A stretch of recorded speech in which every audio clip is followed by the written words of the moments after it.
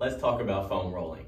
So today we're going to discuss why we foam roll, some of the benefits from it, and how you should foam roll. So for starters, there's a lot of different foam rollers you can use, but the key is finding one that you are comfortable rolling on, that isn't too painful, and that doesn't hurt you too much. So there's some firmer ones, like this black one here.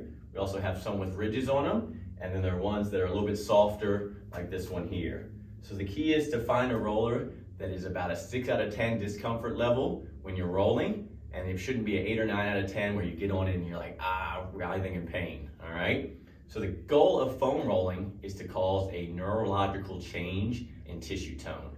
So it's not to break up adhesions or knots, it's simply to get a signal to the central nervous system to relax the tissue if it likes the stimulus, and that'll help improve the long-term mobility changes in static stretching and strength training through full range of motion. So this is a great warm-up tool and also a good cool-down tool, and you can do it on your days off as well. All right, so to start, you want to take your foam roller and you really just want to start exploring areas of tension in your body. So I like to start from the bottom up with the calves. So you rest your calf muscle on the roller here, and we're just going to start to roll up and down that muscle. And the goal is to make about 10 to 20 passes per muscle group, and we're just exploring areas of tension. If you find somewhere that's kind of tight, you can relax on that tension area and either just take a few breaths there, or you can change the angle by rotating side to side, or maybe pointing the foot in and out there, okay? So once you get 10 to 20 passes on your calves, we'll move it right up to the hamstrings and do the same thing there. Like I said, all we're really doing is exploring areas of tension in the body and trying to get that signal to the central nervous system to help relax some of that tension and cause that response we're looking for.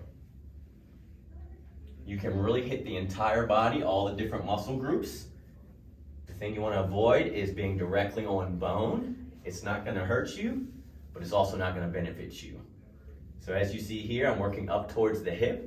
If I cross my ankle over my opposite knee, that's going to open up the hips a little bit so I can get into the deeper muscles that sometimes get tight if you sit a lot.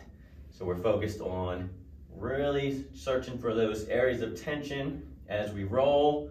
And like I mentioned, if you find them, take a few deep breaths, and then we can continue rolling through it, all right? Once you finish one leg, you can switch to the other leg and do the same thing. After we get the entire backside, we'll flip over. We'll do the same thing on the quads. So we'll start just above the kneecap, and we're gonna start rolling up towards the hips, shooting for those 10 to 20 passes here as well. Now, for the quads, you're typically going to find more tension on the inside and the outside of the quad. So spend a little time exploring that tension there. If you find a knot, we can bend the leg. You can windshield wipe side to side and continue working out any of that tight spot. All right? I recommend that you foam roll daily if you can. If not daily, try to do it a few times a week to get the most benefit out of it.